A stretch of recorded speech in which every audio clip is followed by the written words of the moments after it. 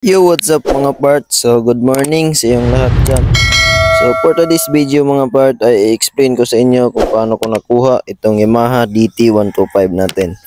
So, ngayong araw mga part ay malalaman nyo kung binili ko ba to or ano bang ginawa ko para makuha tong motor na to. So, sisimulan natin is kung paano ko to na kuha ay binigay ito ng uncle ko, hindi ko to binili.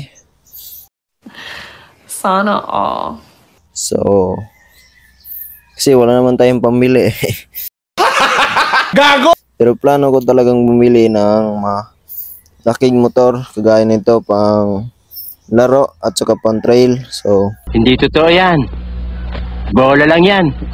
ising sa atin kasi pumunta sa amin yung uncle ko. Sabi niya, di na dyan niya ginagamit yung DT niya. So, ito yon. Kaya sabi niya, puntahan ko daw sa kanila. At pwede ko daw yung dalhin kasi di naman niya ginagamit, masasayang lang. So pagkabukas ng bukas noon, so pinuntahan ko agad sa kanila. Di ko man na pinatagal. So sabi ko, nandun ba yung DT niya, okay lang ba dalhin ko? So Huwag kayo iiyak. sabi niya okay lang, pamana ko na yun sa'yo. So baga bigay na rin. So kasi may isang motor pa naman siya na ayusin natin, ikuno rin at saka may iba rin siyang motor. So yun, kaya pinuntahan natin ng pagkaumaga. Tapos ito na, pagpunta natin, flat itong gulong na to, flat, yung dalawang gulong yan, flat rin yan. Tsaka yung carbs punong-puno ng molds, so ayaw umandar. At yung wirings niya dito, yan, kita nyo yan, ito.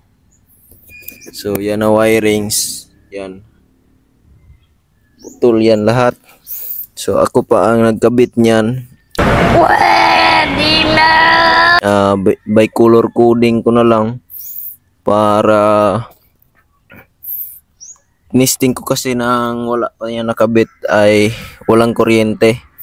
Diyan walang kuryente. So may leak na dito. Papalitan pa natin to.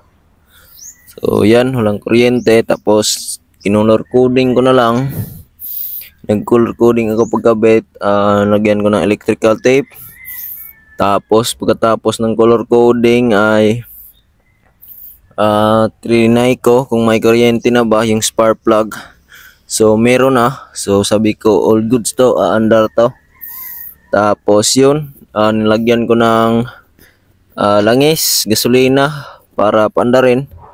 So ayaw niya umandar. So tiningnan ko yung carburetor, binuksan ko. So yun pala, madaming modes. Tumigas na yung jet, yung float niya ayaw na mag up and down. So yun, binuksan ko, nalinisan ko, sprayahan ko ng air compressor para matanggal at linisan ko ng langis. So yun, natapos tayo doon at binalik ko. So crank ako ng crank, tas change oil ko, nilagyan ko ng tuti for reserve niya. Tapos umandar siya. Kita nyo yung unang upload natin about sa bagong motor natin. So umandar, kaso nabitin kayo doon kasi ayaw tumakbo. Kita nyo yung pinatakbo ko, namamatay siya.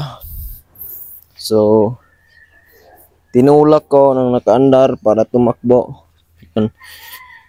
Tinulak ko siya, tumakbo naman. So napatakbo ko. Pero pagdating sa unahan ay nawala yung kanyang gear. So ito, akala ko may naputol sa loob or anong nangyari sa loob, yung spring ba natanggal. So yun, hindi ko na, tinigilan ko na kasi di ko na kaya yung mga loob ng makina. Wala pa akong alam masyado dyan kasi 2-stroke ko. 2-stroke to. First time kong magkaroon ng ganito. So kaya nagtigil na ako. Sabi ko, bigay mekaniko ko ng bahala nito. Wala na akong kakayahan na gumawa nito. So dinala ko siya sa mekaniko ko. Shout out kay Boss Joam. So solid yung mekaniko ko. Napakagaling at pagkatiwalaan mo talaga kasi alam niya lahat. So nag-set niya siya ng Wave 125 Raider Head and Block. First time in Siquijor yon. Siya lang nakagawa nun dito sa Siquijor. At marami rin siyang na-set na motor. So kaya bilib na bilib ako sa mekaniko kong yun. Solid talaga. So dinala ko yun ito sa kanya. So yun. Unang gastos. Lining. Dinala natin siya ng lining kasi kaya pala ayaw siya pumasok yung mga gear. Kasi yung lining niya sobrang nipis na. Grabe, napakanipis na talaga. Kaya binilhan ko. Yun yung pinakamasakit na nagastos ko sa motor na to. Tag 300 plus yung isa. Tapos 6 yun. So sobrang mahal nun. Genuine kasi yung binili natin para hindi na tayo masayangan at hindi na tayo magbalik-balik pagbili. So, yun, unang nabili natin yun. Tapos yung dito, yan, yung oil seal niya dyan at saka yung dito. So napaka dami yung tagas nito dati. Yung oil tumatagas talaga. Talagang literal na tagas.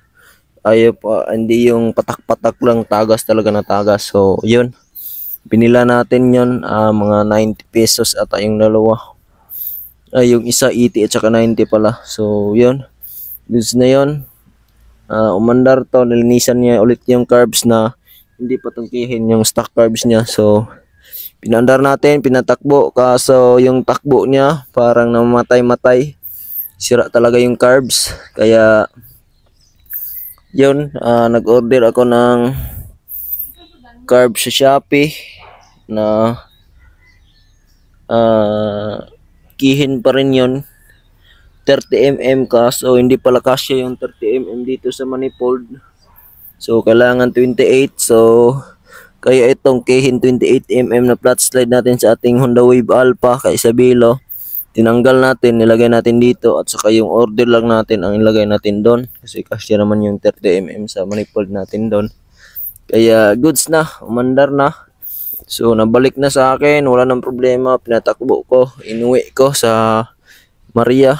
Tapos pagdating ko sa Larena, sa paangat ng Basak, so nung paungon ako doon sa Basak, namatay.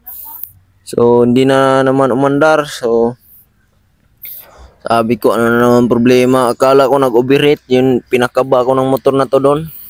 Sobrang kaba ko kasi pag nag-overheat yun at nawala yung compression, patay tayo sa connecting rod at sa piston. So hindi ko na pinaandar, tinulak lang namin. Tapos binalik ko sa mekaniko ko pagkabukas. Sabi niya spark plug lang pala. Yun, yung spark plug nag-molds na at wala na masyadong kuryente. So binila ng bago. Tapos yun, tapos na. All goods na. Ito na yung motor. Binilhan ko pa rin pala to ng interior sa likod kasi nag liki-liki na yung interior niya. Yung sa harap goods naman. So yan yung istorya ng motor na to. So marami pa itong palitan, itong bangko kasi pumapasok yung tubig, yung sprocket kasi grabe yung kalawang at saka yung fork kasi pag binilisan mo gumiwang siya. So mahirap, baka madisgrasya ka kapag mabilis ka nito. So kailangan to palitan. So yun, dito ko na lang din to tapusin mga part. At ito ay ang storya ng Yamaha DT125 natin. So don't forget to like, share, subscribe in our YouTube channel para updated guys sa ating next videos. And follow and like ng ating Facebook page. As usual, Boss Jake. So yun, dito lang din tatapusin mga part. So pasok na ako sa trabaho. Maraming salamat sa panonood at sana palagi kayong sumuporta sa akin. So let's go, shout out Proteper, baka naman.